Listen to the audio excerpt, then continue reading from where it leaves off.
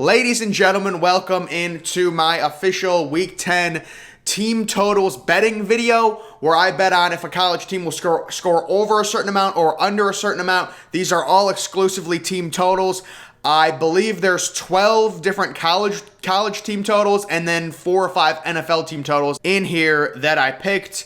So number one, Ohio State over the 38.5 at Nebraska. This is a game I've talked a lot about in my other videos. Ryan Day is pissed. Ohio State 6 red zone trips against Penn State this past week, only 1 touchdown. There's going to be a huge emphasis on finishing drives. I think the Buckeyes score 49 points, which is 7 touchdowns and 0 field goals. Last week they kicked 4 field goals, including a few inside of the red zone. Really a lot of struggle getting those third and ones, fourth and ones, things like that with the offensive line. Ohio State, another thing I want to talk about, Ohio State probably going to be ranked 7th in the college football playoff rankings coming out tonight. I will have a video tomorrow to recap the entire college football playoff rankings, things like that. But Ohio State, the bottom line is Ohio State's going to be pissed. They're going to score over 38.5. Number 2, Kansas, the under 16.5 versus Kansas State. I just personally think 16.5 is too big of a number for Kansas for this offense. They got destroyed,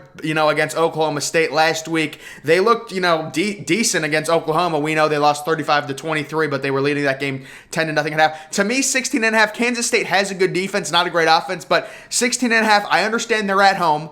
You're at home. It's a rivalry, the Civil War, right? Kansas State versus Kansas, the battle for the state. It's just too much. Two touchdowns and a field goal for that offense feels like too much. I think Kansas scores 10 points. Therefore, the under hits in that one. Wake Forest, the under 37.5 at North Carolina. I do believe North Carolina is going to win this game, maybe like 37-34, something like that. Wake Forest is undefeated. We have to respect them. Sam Hartman, really good quarterback, but 37.5 is a lot, and I understand why it's that number. You've got a team like North Carolina. Their offense, their style of play is very conducive to high-scoring games. They have a lot of big plays, and they don't have a very good defense. I understand all of that. But to me, for Wake Forest, 37.5 in this game is simply too much. I will err on the side of caution and take the under 37.5. Number 4, Arizona over the 19.5 versus Cal. I think Arizona has an outside shot of winning this game. Last week, they scored 38 points at USC.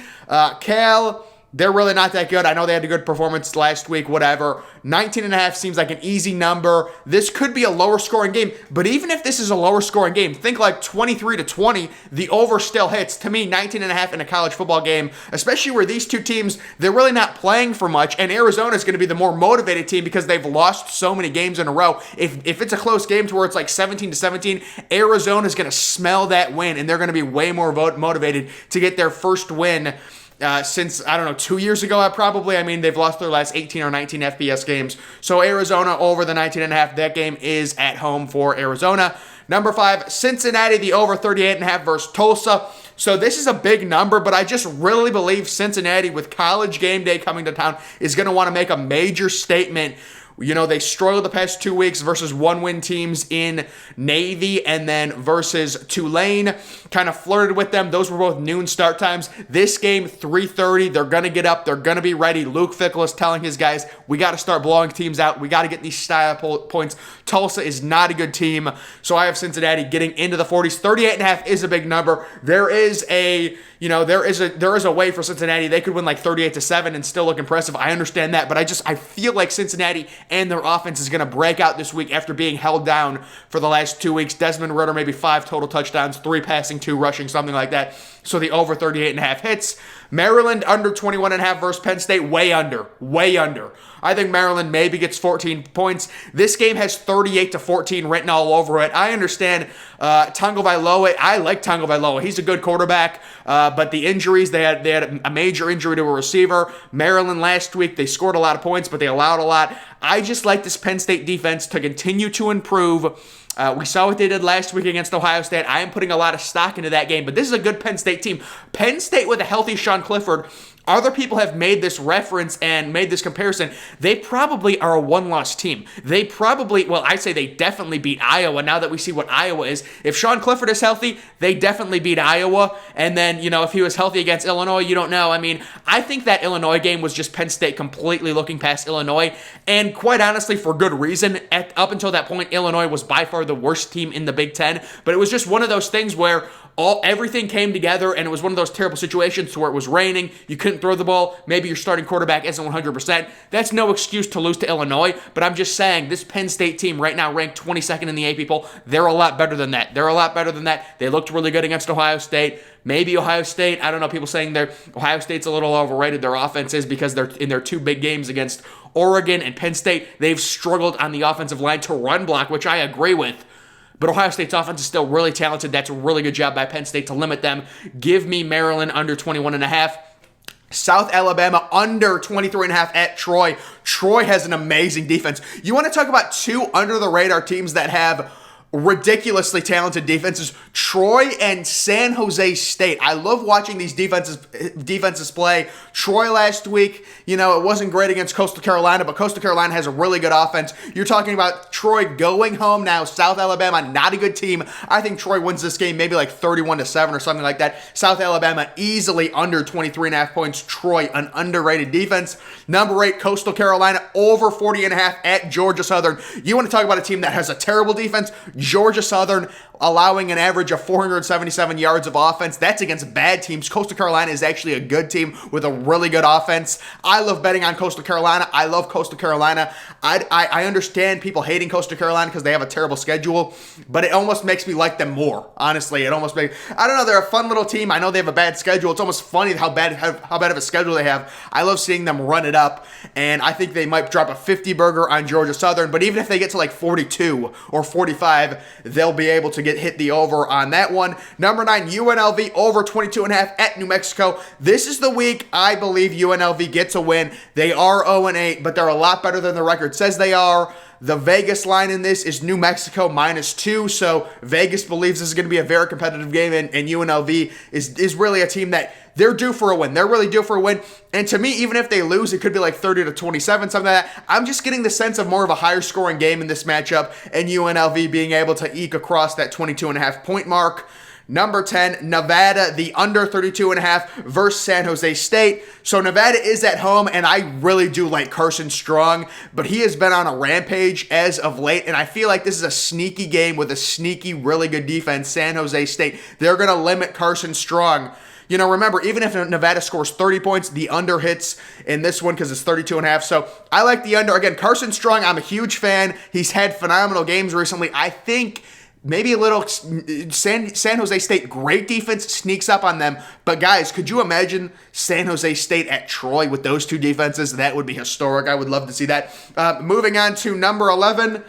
We've got to wait, of course. 'Tis the season. Number 11, Boise State, the over 26.5 at Fresno State.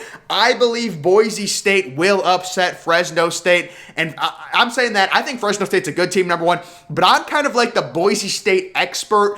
Back in like week 5 or week 6, when they were 6-point underdogs to BYU, I said they were going to win that game outright. They did. I get a great vibe with this Boise State team, 26.5. This is more or so, I think Boise State's going to beat Fresno State. And if they're going to beat Fresno State, they're probably going to have to score over 26.5 points. You're probably looking at a weird score like 31-28, maybe 31-26. Boise State with the win. Alabama, the over 46.5 versus LSU. Yeah, I mean, this is a tough one because it's like they have to score 50 points, but I think they'll do it. To me, Alabama, this game is like, it could be 42-7 at half. Like, Alabama is going to destroy LSU. LSU, you get two versions of them. You get the one version where they play inspired football and they fight at home, and you get the other version where Alabama's up 14-0 with 7 minutes left in the first quarter, and they just give up. And that's what's going to happen in this game. It's just going to be over. In Tuscaloosa, oh my goodness, Alabama's going to pour it on. And Bryce Young, everyone's talking about Kenneth Walker right now. Bryce Young says, listen, I was on a bye week. I know, we all know Kenneth Walker probably first in the Heisman right now, but Bryce Young says, here's 7 total touchdowns for you. I'm going to drop on LSU and improve my stats. Yeah, I like that. Alabama over the 46.5. And now we've got some NFL games. So Jaguars over 16.5 versus the Bills. To me, this is more of me just hoping that the Bills win this game in a blowout and the Jaguars get some garbage time points. You get 2 touchdowns and a field goal. That's 17. That'll do.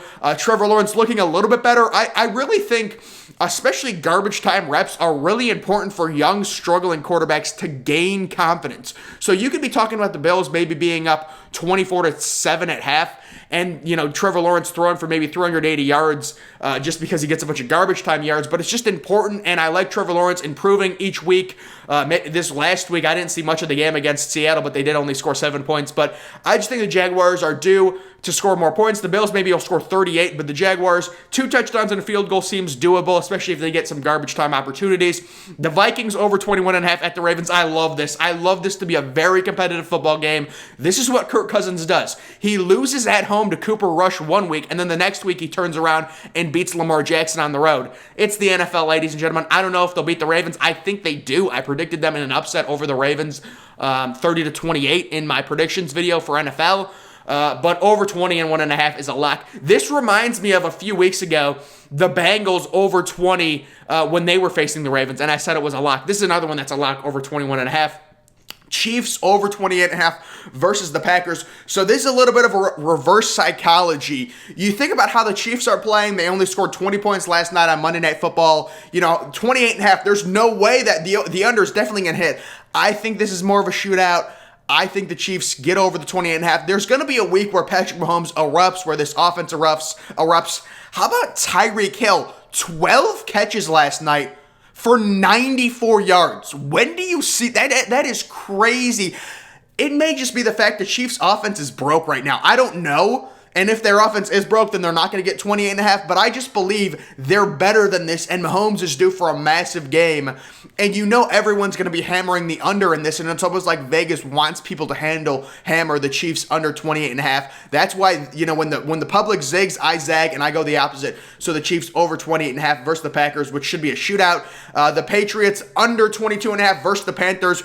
I think the Panthers win this game outright, and Mac Jones has been kind of doing this thing where he'll look really good one week, he'll struggle the next week. Really good, struggle. They still haven't taken the training wheels off him, but last week that was a huge win, and their offense did perform well, scoring 27 points in Los Angeles. This weekend in Carolina, I almost smell like a 21-17 type loss, so I don't think they score over 22.5 points in that one.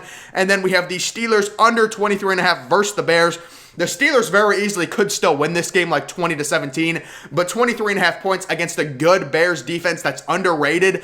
I think the Bears over-under in this one for them is like 16.5. So Vegas expecting a very low-scoring game. It should be a very low-scoring game in Pittsburgh. This is the Monday night game.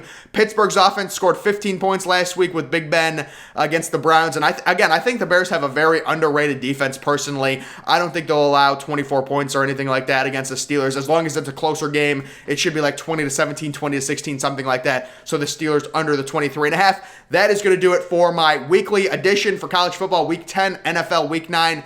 Over-unders, I had 12 college football team over-unders and then 5 NFL team total over-unders. So that's going to do it for that. But guys, make sure you're following me on Twitter. Link to that's always in the description. I'm, of course, the Depressed Ginger. Thank you for watching.